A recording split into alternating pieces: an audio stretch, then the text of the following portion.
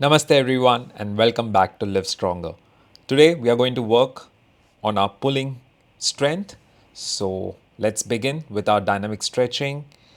Start off with the greatest stretch, 5 repetitions on each side, the usual. We do it every day. Make sure you get your 5 repetitions, dedicate that 1 minute to open up your body for mobility. Today we are going to approach our pulling exercises in two different options. I have chosen the first one. I have gone with the heavier load. Basically, I have done my first exercise as a deadlift. If you're someone who's not yet confident with deadlifts, you can choose to do chest supported rows or simple dumbbell rows. That's absolutely at your choice. But if you have someone who have practiced deadlifts and who are aware of the range of motion, who are aware of the posture, the form of a deadlift, then please do it along with me. I have chosen to go heavy and less number of reps. You can do otherwise. You can go with a lighter weight and get 10 to 12 repetitions, maybe 8 to 10 repetitions. With deadlift, I always like to go heavy and less number of repetitions. So the chance of losing form is quite less. For my second stretch, I have done the back rotations with my hips locked. We have done this earlier too. You just hold on to a foam roller or a weight or a mat in between your legs, seated down, take a long stick. Here I have taken a PVC pipe and then start rotating. Once you have rotated completely on one side, lean towards the floor to get the extra bit of stretch for your lats. This basically, first thing, gives you a great amount of contraction. Second thing, also stretches your lat through the range of motion. So let's begin with a warm up for our deadlift. Now, if you are not doing deadlift, you can warm up with chest supported rows. It's absolutely simple. I have done that in my previous exercises.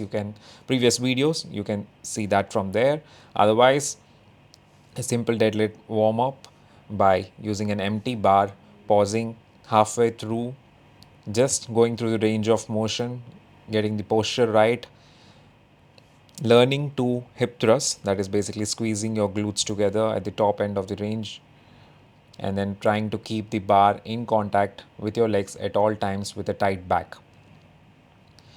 What does this do? This creates a memory. This creates basically a movement for us to just replicate once the load is added. Even if you have done multiple number of times this deadlift or at a heavy load, I still suggest that you always do a warm up set with an empty bar. Just go through the range of motion. Just, uh, you know, replicate what you're going to do so that your body is aware and you execute it exactly in the similar manner. I've done about 10 to 12 repetitions of these, just going through the range of motion. I never dropped the bar down, it's unnecessary. I was just pausing in between at my knee height, at my shin height, at my hip thrust height. Now, to start off with the deadlift, now if you're doing deadlift, as I mentioned, if you're not going heavy, you can do 8 to 10 repetitions. So for the first set, I just loaded the bar with 50 kilos and I got about 8 to 10 repetitions. I made sure my form stayed as good as possible. It's not the perfect deadlift form, but I tried to make sure that I was locking my upper back completely. I was taking out the slack. As you can see, for my second, third, and fourth set, I have done 4 sets of it. I have taken a little bit heavier weight. I have went almost above 100 kilos, and I chose to do just 3 to 4 repetitions. Just get that heavy amount of work done. You can choose otherwise, as I mentioned earlier. You can stick to the lower weights. You can just do 8 to 10 repetitions. It's absolutely at your choice.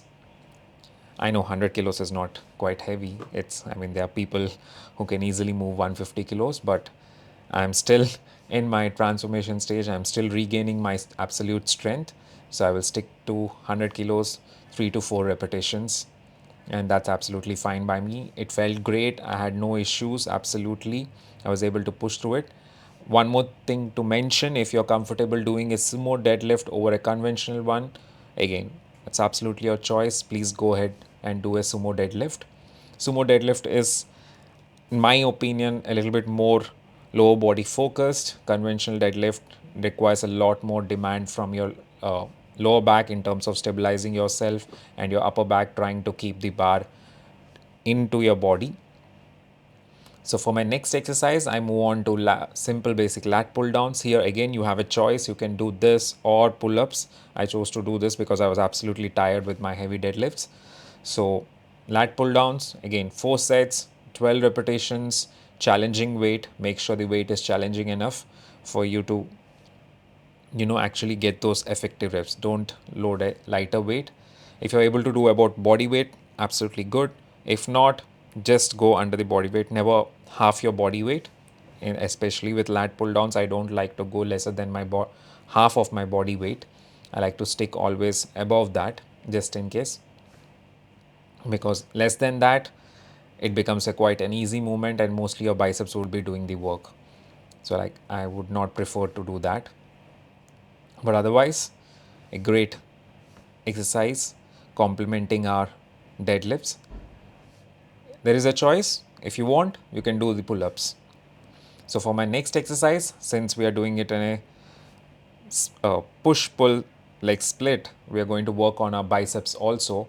Now for biceps, there's going to be a lot of work. We are going to do 5 sets of incline bench dumbbell curls.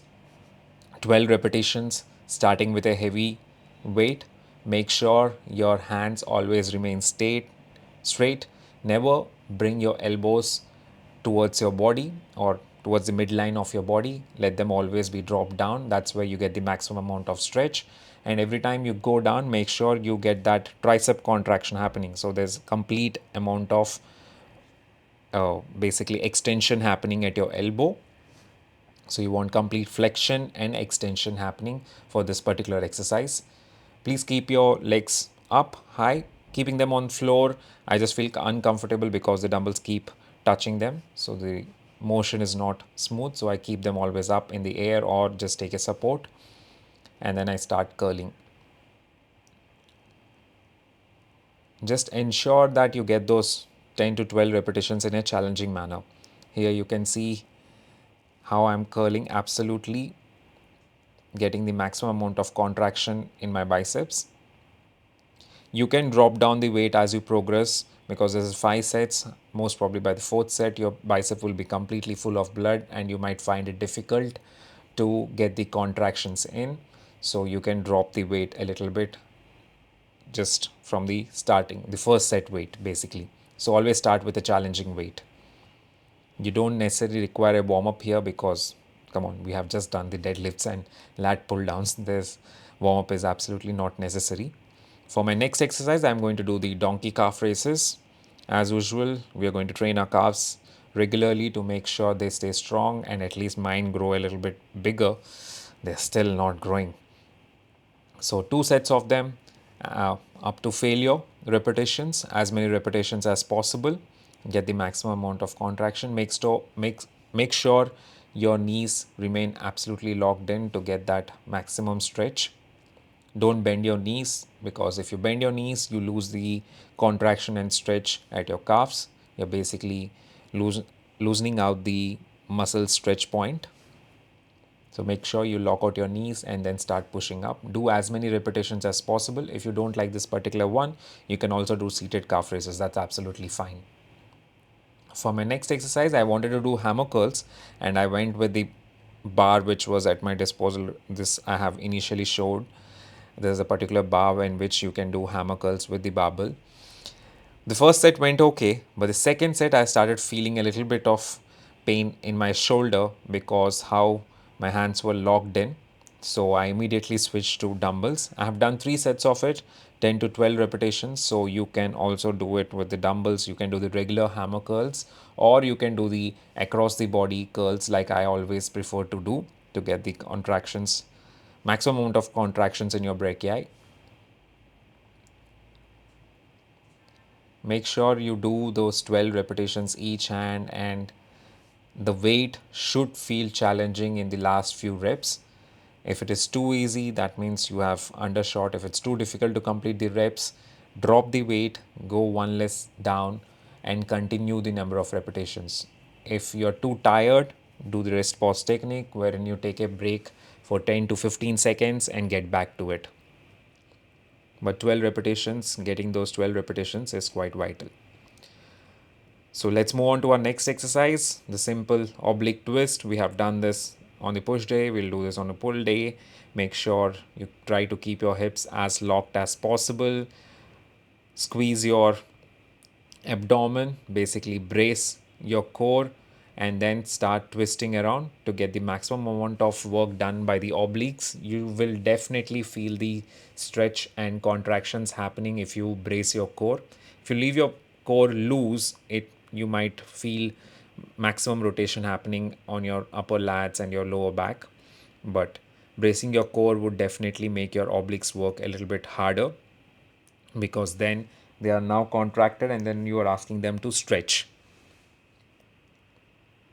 For my next exercise, I'm going to do the shrugs. Again, 3 sets, 12 repetitions. I prefer to do it on a Smith machine because it's an easy exercise. The range of motion is very strict. It's just up and down. So on a Smith machine, I can hold it wide out and I can rack it and de-rack it easily. Now you can do this particular exercise even with dumbbells and a free barbell. It's absolutely fine. It's just that it takes time to rack it and de-rack and load. So if you have a Smith machine, use that to do this particular exercise and take a stance which is, at least take the grip as wide as possible so that you get that diagonal angle on your upper traps when squeezing them up. The cue here is to always try to touch your ears with your shoulders. Anatomically not possible, but you try to go through that range of motion to get the maximum amount of contraction on your upper traps. By now you should be pretty exhausted. If you have done the deadlifts, I was done. My traps were on fire, my hands were on fire, my forearms were hurting. So it was a pretty good workout. Now let's move on to our stretching, dynamic stretching. We'll do a couple of them. First, the upper back. This particular workout lasted me for about 1 hour 20 minutes because of the deadlifts. The loading time on deadlifts takes some significant amount of time, and then setting up the camera every time. So you can consider this to be a 1 hour plus workout. If you are not doing deadlifts, then it should be less than 1 hour. Here I'm doing a lower back stretch also. I have done this in my static stretches video wherein I've explained how to do this. You just sit on a floor on a bench, and then you can see how I have taken the position, knees up, and then start pulling into your knees by crunching at your abdomen and stretching that lower back. You can round your upper back because we are not stretching the upper back here, we are stretching our lower back. And you can see how my lower back has become absolutely straight, and the muscles which are just beside my spine are getting stretched out. Now, to finish off, we are going to stretch our biceps because we have done work on them too. Thank you again for joining me today. If you did like the video, please do like it. If you haven't yet subscribed to the channel, I would definitely appreciate a subscribe. And if you have any kind of feedback, please do leave a comment. Static stretches are always 20 seconds old, so make sure you get those 20 seconds for every stretch. Thank you again for joining me, and I will see you in the next video.